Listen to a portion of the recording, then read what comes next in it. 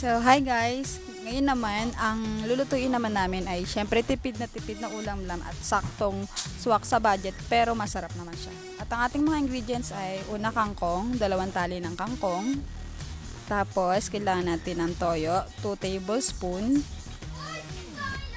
Tapos, sibuyas, saka 2 pirasong tokwa, bawang, oyster sauce, tsaka yung magic sarap, kalahating sachet, mantika, at saka salt. So, let's start. Nakalimutan ko pala yung isama yung suka. Kailangan din natin ito, 2 tablespoon ng suka. Una, kailangan muna natin hiwain yung tokwa. Hiwain natin sa 4, tapos iprito.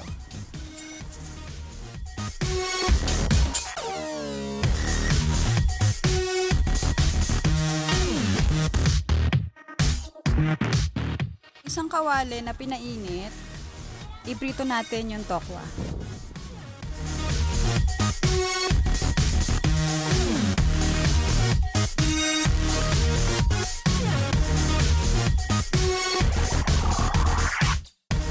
Mga natitirang tokwa, prituhin natin lahat yan. Para yun yung ipangsasahog natin sa may kangkong natin. Instead na baboy, ito na lang para mas mura siya. Ito nabili ko lang itong tokwa ng 6 pesos isa. Mahal kasi ngayon ang presyo.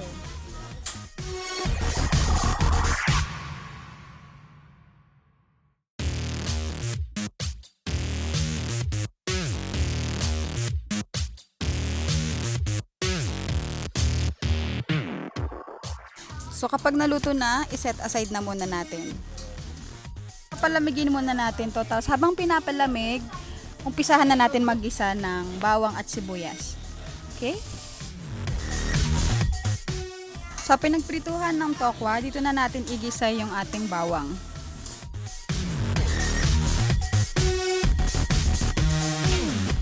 Sunod naman na igisa yung sibuyas.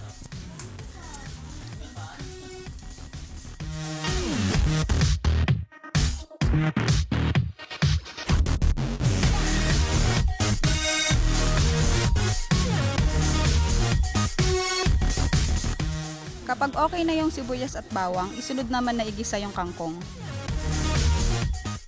So, aayusin lang natin, tapos tatakpan natin siya at hahayaan sa loob ng 2 minutes. So, dapat pag niluluto to, babantayan lang natin maigi yung kangkong para hindi siya mag-overcook.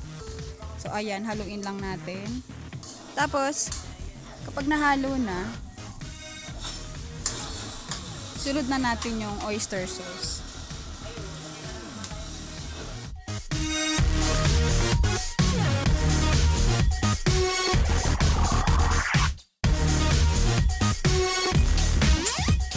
Pag nailagay na yung oyster sauce, haluin lang natin siya ng maayos para kumalat ng maigi yung lasa sa may kangkong.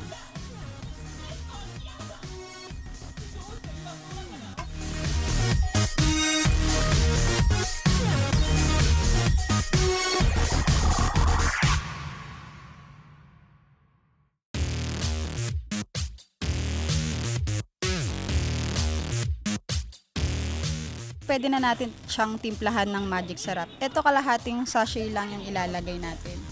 Tapos halu-haluin natin. Tapos pwede kayong magdagdag ng konting asin or hindi, pwede naman. Tapos pag nahalo na, sunod na natin yung 1 cup ng tubig. So dapat sa pagluluto nito, babantayan talaga siya. Huwag siyang iiwanan kasi mag-overcook talaga yung gulay, malalamog siya.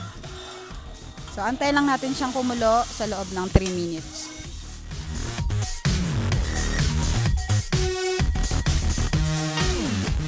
Habang hinihintay natin na kumulo yung kangkong, 3 minutes yun hiwain muna natin yung tokwa. Depende sa hiwa yung gusto, pero to sa akin 1 inch to. Cube size. Yan. Instead na baboy, diba? Ito na lang. Mas tipid nga ito magkano lang nagastos ko dito. Yung kangkong, 10 pesos. Yung tokwa, 2 siya. So, 12. 22 lang yung nagastos ko. O diba, tipid na tipid. 4 pa kaming kakain yan. Tapos yung mga ibang ingredients, meron na kami dito sa bahay na. So, yun talaga yung binili namin. 22 pesos lang. Ay, ulam ka ng suwak. Na suwak. Charot lang.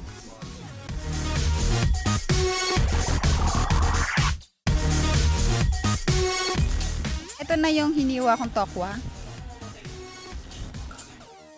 Okay na yung kangkong natin. Maglagay na tayo ng 2 tablespoon ng toyo. Tapos, pwede na rin tayong magtimpla ng asin. Konting asin lang yung ilalagay ko para hindi naman maalat. Tapos, mix lang natin bago mag-a-add na rin tayo ng suka. Yung suka, 2 tablespoon lang siya. Ayan, pag nailagay na natin yung suka, isunod na natin yung tokwa na hiniwa natin kanina.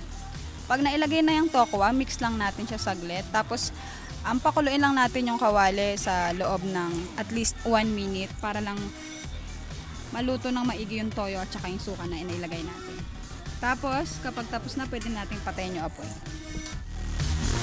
O, okay na, luto na. Maghahain na ako at ready na ang ating swak sa budget na ulam. Sana po ay nagustuhan nyo ang video na ito. At please po, paki-like naman at mag-subscribe na rin po kayo. Maraming salamat po.